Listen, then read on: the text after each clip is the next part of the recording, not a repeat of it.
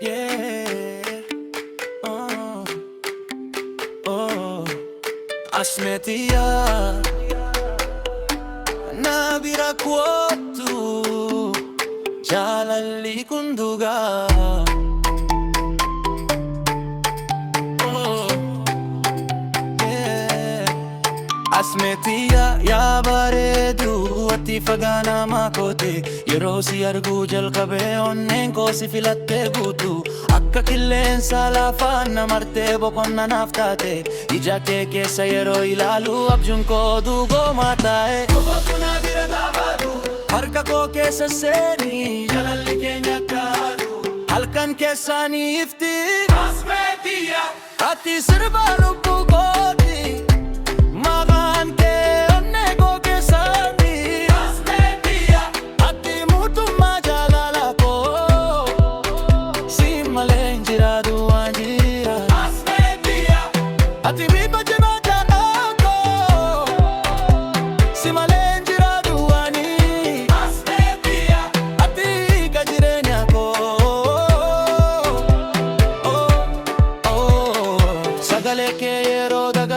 Gammachuun keessa burqa kolfi kee akka burqa bishaanii rifina koo hunda irraa fuudha. Bakka ati jirtu hundaatti yaadni koo si bira dhaqa si malee eenyutu beeka lubbuun koo si irratti hirkata. Asmee jaalala koo dhugaa ati abjuu koo dhugaa miira jaalala sobaa hin jiru taffa hin qabu ati qofa qalbii koo ajaa'iba. Rukutta kana irratti maqaan kee yeroo hunda ni dhaga'ama wal cinaa hanga dhumaatti jaalala keenya ni tiksina.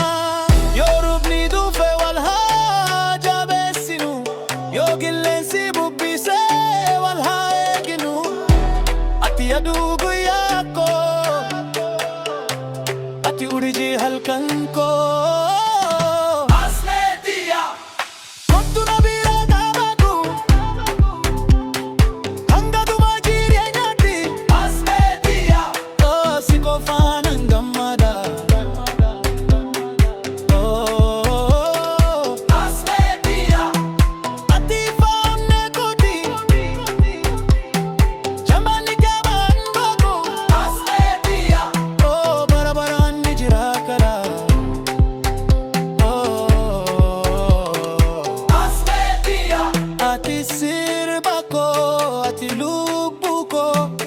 Jalalli keenya bara baraan